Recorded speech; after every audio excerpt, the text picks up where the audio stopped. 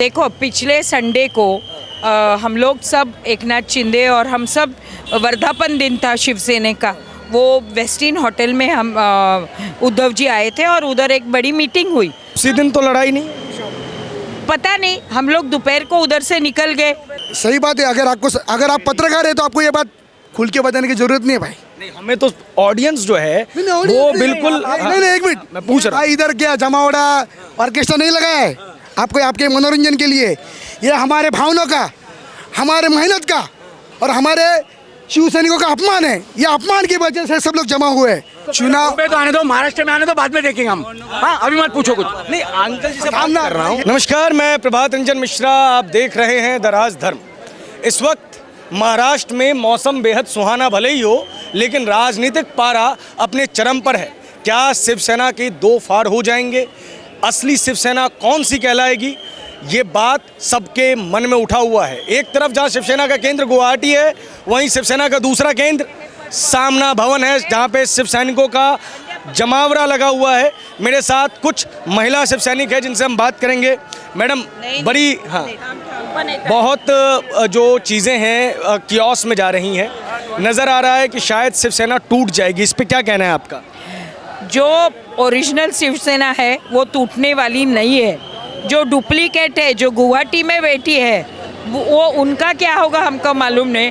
हम सब ओरिजिनल बाला साहब जी के शिव सैनिक है, उद्धव जी के साथ है, आदित्य जी के साथ है। ये सब महिलाएं हैं, ये ओरिजिनल शिवसेना की है। मैडम, जो चीज़ आप यहाँ कह रही हैं वही वो गुवाहाटी में कह रहे हैं।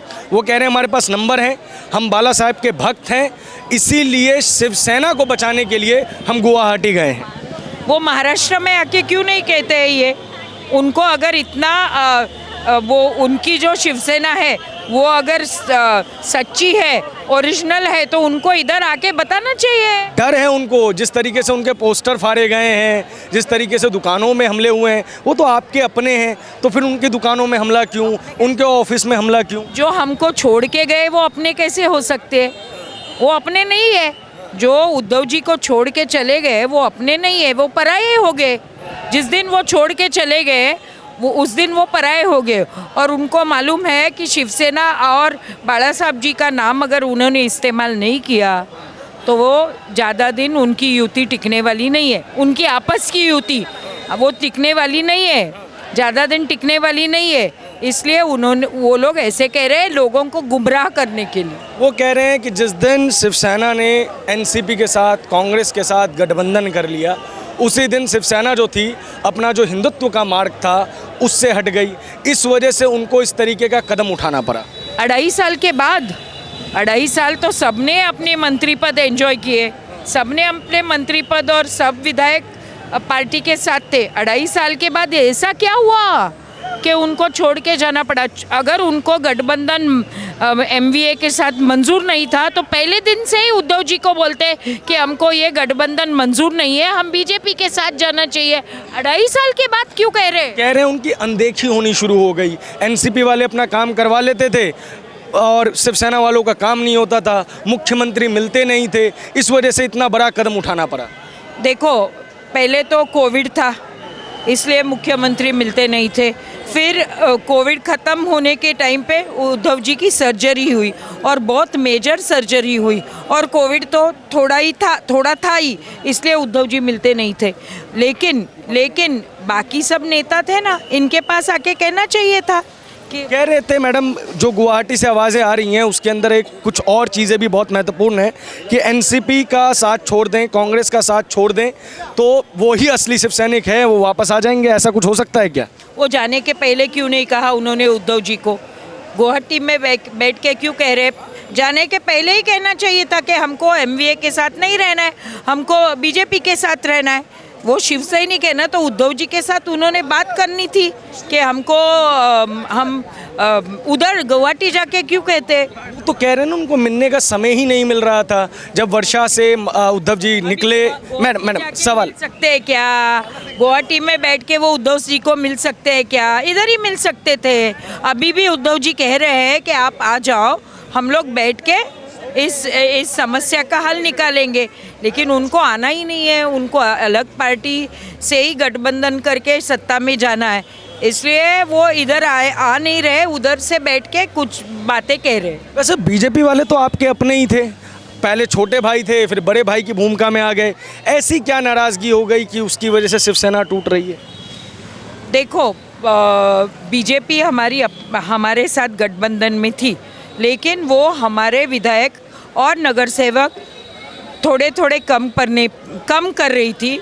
वो क्या कहते हैं मराठी में उसको गनीमी कावा कहते हैं कि गनीमे कावा से वो हमारे विधायक और नगर सेवक हमारी पार्टी के ऊपर, देखो आप आपके पड़ोसियों को अगर तकलीफ हो रही है तो आप कुछ नहीं कहेंगे, आप खाली देखते रहेंगे। जब आपके ऊपर तकलीफ आएगी तो आप ज़रूर रिटेलिएट करेंगे। तो हमारे पार्टी कम कर रहे थे, इसलिए हम उनके साथ नहीं रहे और हम लोग एनसीपी और एमवीए के साथ चले। बिल्कुल, जो बात आप बीजेपी के लिए कह रहे हैं वही एकनाथ शिंदे एनसीपी और कांग्रेस के लिए कह रहे हैं कि जिनको वो हरा के आए, शरद पवार उनको मजबूत कर रहे थे, आपके आमदारों को कमज़ोर कर रहे थे, इस वजह से उनको इतना बड़ा फैसला लेना पड़ा। मुझे नहीं लगता है, ये एक सिर्फ बहाना है, असली बात कुछ और ही है। वो थोड़े दिन के बाद सबको पता चलेगी। मतलब आपको पता है असली बात क्या है, तो मैं चाहूँगा कि आप बताएं। नहीं, असली बात मेरे को पता नहीं है, क्योंकि मैं विधायक नहीं, मैं पूर्व विधायक हूँ। अगर मैं विधायक होती तो मैं बता देती कि असली बात क्या है, लेकिन मेरे को मालूम है कि कुछ और वजह है। खाली एमवीए के साथ आप गए, ये हुआ, तो 2.5 साल बाद क्यों?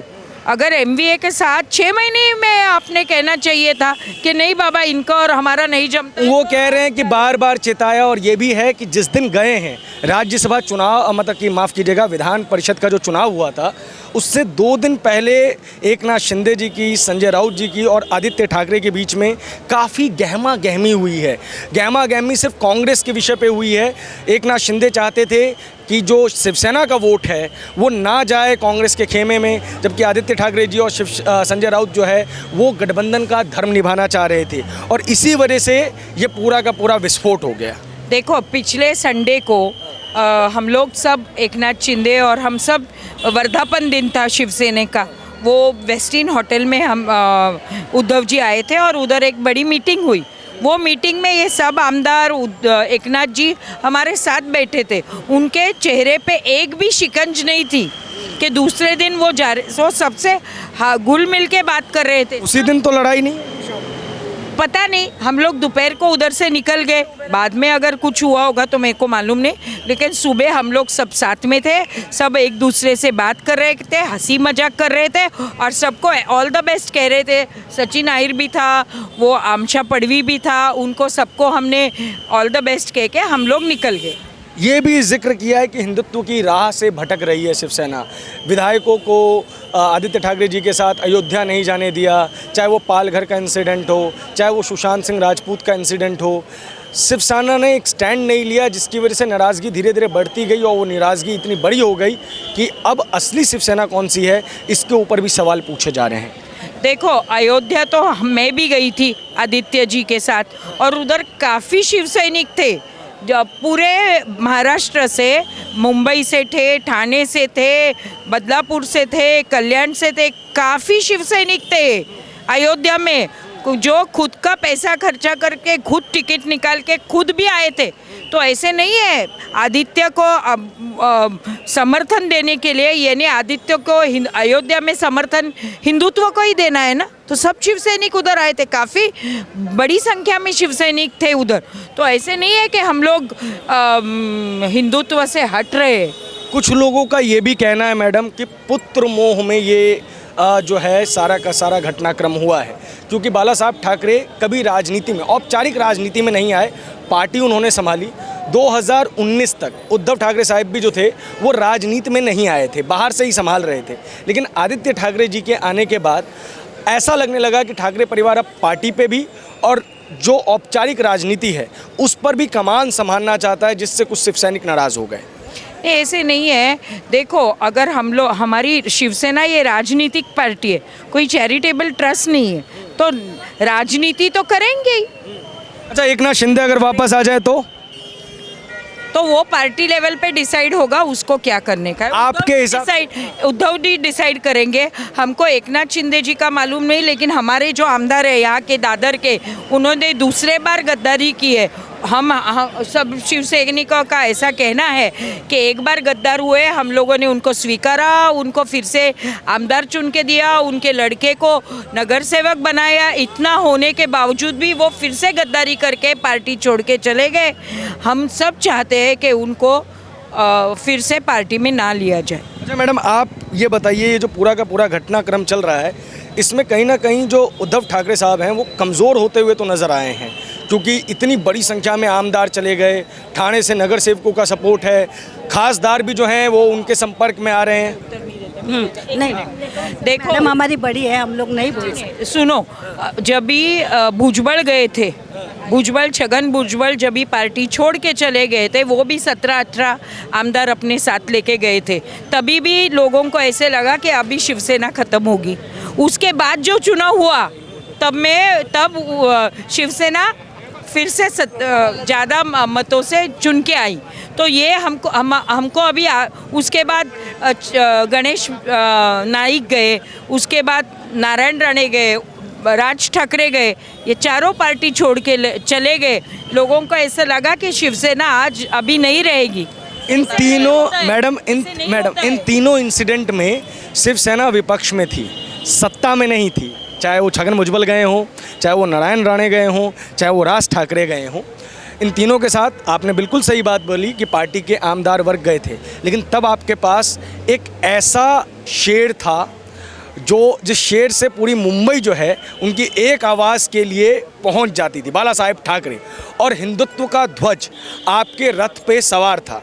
लोग यही कह रहे हैं कि ना बाला साहेब ठाकरे हैं और ना ही शिवसेना के पास हिंदुत्व है, इसलिए अब पार्टी का बन पाना बहुत मुश्किल होगा। नहीं, देखो, ये सब जो आमदार चुन के आए हैं ना, जितने भी विधायक चुन के आए, वो शिव सैनिकों के बल पे चुन के आए। ये जो शिव सैनिक आप देख रहे हैं, इनके बलबूते पे चुन के आए। वो क्या अपने खुद के घर के फैमिली के बलबूते पे नहीं चुन के आए। सब शिवसेना, ये 4 अक्षर उनके पीछे थे, इसलिए वो चुन के आए। 40 विधायक गए हैं, लेकिन लाखों शिव सैनिक अभी भी इधर मौजूद है। लेकिन मैडम, उस वक्त में भारतीय जनता पार्टी के साथ गठबंधन भी तो था, भारतीय जनता पार्टी का सपोर्ट भी तो था। अब तो भाजपा का सपोर्ट भी नहीं है। तो क्या हुआ? भाजपा हमारे सपोर्ट से मुंबई में खड़ी हो गई। खुद उनकी उनके सपोर्ट से हम नहीं खड़े हुए। क्या देखो आपका सवाल पूछो पहले। मैं ये कह रहा हूँ कि 2014 के बाद से भारतीय जनता पार्टी मुंबई में बेहद मजबूत हो गई, अलग चुनाव लड़ी। देखो, हम लोग ने एक कुत्ता पाला, उसको बड़ा किया, कुत्ता भौंका, काटा, कुत्ते को हमने छोड़ दिया। क्या किया? कुत्ते को छोड़ दिया। अभी जो कुत्ता गया है उसके बारे में कुछ बोलना नहीं है। और हिंदुत्व के बारे में बोलोगे तो सीधा बोलता हूँ, 2.5 साल हो गया है। कितना? 2.5 साल। भाई, कोई किसने धर्म चेंज किया है? कोई मुस्लिम बना है? कोई क्रिश्चियन बना है? सब यहाँ पे हिंदू खड़े हैं और हिंदू हृदय सम्राट शिवसेना प्रमुख बाला साहब ठाकरे के पीछे खड़े हैं। लेकिन वो भी यही कह रहे हैं कि वो भी बाला साहब ठाकरे के पीछे ही करें। उन्हीं को जो एकनाथ शिंदे गुट गया है गुवाहाटी। ठीक, सवाल पहले पूरा सुन लीजिए। श्रद्धांजलि, ठीक है, सवाल पूरा सुन लीजिए। ऐसा नहीं है, जो गए हैं उनको भावपूर्ण श्रद्धांजलि हम लोग देते हैं। Because of what? देखो, जो गुजर गए उनको हार पहनाओ, छोड़ दो बात। भाई, आदमी 13 दिन तक मनाता है उत्सव, उसके बाद में खाना खाता है, बहुत मजबूत पिंड दान किया जाता है, मजबूत लोगों को खीर बीर खिलाई जाती है, उसके बाद में उसको याद को बुलाया जाता है। जो गए उनका पिंड दान करो। यहाँ से भागो जी की नज़दीक है, जिसको जिसको चाहिए जीव खड़ा मैं देता हूँ, कोई वादा नहीं है। भाई, सब लोग हंस रहे हैं, मतलब सबको ये बात, मेरी जो बात है वो सब लोग की बात है, ये शिव सैनिकों की बात है, ये ध्यान में रखना। मेरी बात मतलब मैं एक छोटा सा शिव सैनिक हूँ। लेकिन वो लोग ये कह रहे हैं असली शिवसेना तो वही है। अरे बाप रे, नंबर उनके पास है, आमदार उनके पास है, खासदार उनके पास है। आपके पास कैमरे ले लो भाई, 1 मिनट ले लो तो सही। क्या कोटी पहना है? क्या ड्रेस पहना है? तो आप मोदी बन गए क्या? नहीं ना? आपको मोदी बोलूं? नहीं तो आपको क्या बोलूं भाई? हाँ, तो बस उनका नाम वही है, एक्का है। जो धर्मवीर का एक्का था वो अभी छक्का बन गया है। वो था धर्मवीर का एक्का, अब बन गया है बीजेपी का छक्का। लोग लेकिन बीजेपी लेकिन हो गया हक्का बक्का। भाई साहब बीजेपी से इतनी नाराजगी क्यों? वो तो आप ही के हैं। किसने बोला? आप ही ने अभी बात कर रहे थे, कह के संबोधित तरी तरह से बात कर रहे हैं। एक तो पहली बात, दोस्त समझ के कंधे पे लिया तो कान में मुतना नहीं है, नाना पाटेकर का डायलॉग है, समझा? तो दोस्ती है तो दोस्ती जैसा कर रहे हो भाई। दोस्त मेरे घर पे घुसेगा और वो मजा करेगा तो नहीं चलेगा भाई। दोस्त ने दोस्त जैसे रहने का है भाई, अपना बेड पे सोने का है, खाने पीने का हम लोग उसे सब ले लो, पर हम लोग का जो घर है वो घर लेने की कोशिश नहीं करना। तो बीजेपी ने घर पे कब्जा करवाने की कोशिश की, इसी वजह से ये अलायंस टूटा। सही बात है। अगर आप पत्रकार है तो आपको ये बात खुल के बताने की जरूरत नहीं है भाई। नहीं, हमें तो ऑडियंस जो है वो बिल्कुल। नहीं, एक मिनट मैं पूछ रहा हूँ। भाई इधर क्या जमावड़ा ऑर्केस्ट्रा नहीं लगा है आपको, आपके मनोरंजन के लिए। ये हमारे भावनों का, हमारे मेहनत का और हमारे शिव सैनिकों का अपमान है। ये अपमान की वजह से सब लोग जमा हुए हैं। ये किधर इधर टाइम पास के लिए खड़ा नहीं हुआ है कहीं। ध्यान में रखना, जब रैली निकलती थी ना यहाँ से, तो कूपन बटते थे पेट्रोल के। आप सब लोग रैली में आए हैं ना, वो खुद का पेट्रोल खर्चा करके क्यों आए मालूम है? शिवसेना जगनी चाहिए, हिंदू जगना चाहिए और हिंदुत्व के लिए आए। अच्छा, अगर एक बार को मान लें कि जो डिप्टी स्पीकर साहब हैं वो एकनाथ गुट को जो है वो मान्यता दे देते हैं और उसके बाद सरकार चली जाती है, तो अभी आपने माननीय विशाखाताई से बोला कि इतने बार गया सरकार, 3 बार तुम्हारी सरकार नहीं थी, तो कौन सा फर्क पड़ने वाला है भाई? सरकार से शिवसेना नहीं चलती है, शिवसेना से सरकार चलता है। ध्यान में रखिए। बहुत अच्छा जवाब दिया आपने। अच्छा, तो एक और ताली बजा। ताली आपके ऑडियंस बताएंगे ना? हाँ, चलिए, मैंने भी ताली बजा दी। आप ठीक है। लोकशाही का, हाँ, आप लोकशाही का चौथा स्तंभ हो। आप लोकशाही का चौथा स्तंभ हो। आपका जो मालिक है, जो चैनल चलाता है, उसको विनती में करता हूँ, साहब थोड़ा सा ये स्थानिक लोकल लेवल का मामला है। आपको जिसने पैसा लिया है, आपके पास ईडी की चौकसी नहीं आई है, तो आप बिंदास दिखा दीजिए। हमारा चैनल पे बिंदास चलेगा, उसकी टेंशन ना लीजिए। ये जो चैनल है वो निष्पक्ष है। एक चैनल का हाँ। ईडी का चौकसी चला इधर। यहाँ पे सारी चीजें निष्पक्ष चलेगी, इसलिए हम बात कर रहे हैं और वो सवाल पूछ रहे हैं जो जनता जाननी चाहती है कि सारी देश की जनता, आज सारी देश की जनता जो है वो सारी देश की जनता आज महाराष्ट्र पे नजर गड़ाए बैठी है कि महाराष्ट्र के अंदर जो सरकार है वो किस तरीके से बचेगी। एक सवाल का जवाब और दीजिए मेरे को, जो अंतिम हमारा छूट गया था कि सरकार जाएगी फिर वापस आ जाएगी। सरकार गई थी पहले भी, लेकिन शिवसेना एक थी, लोग गए थे, कुछ विधायक गए थे, कुछ बड़े नेता गए थे। इस बार सबसे बड़ा जो सवाल है कि वहाँ पे उतनी बड़ी संख्या में लोग हैं कि वो लोग शिवसेना पे ही दावा ठोक रहे हैं, तो शिवसेना किसकी? देखो, अगर आपके घर में समझो कोई बुजुर्ग मर गया तो आपके पूरे रिश्तेदार आपके संपत्ति पे दावा ठोकते हैं, पर जो असली वारिसदार है उसको ही संपत्ति मिलती है। बिल्कुल सही बात भाई, है कि नहीं? बरोबर। लेकिन ये जो है वो राजनीति है। राजनीति कानून से चलती है। शिवसेना भावनिक, राजनीति भी घर जैसी है। राजनीति शिवसेना भावनिक, हम बोलेंगे तो फिर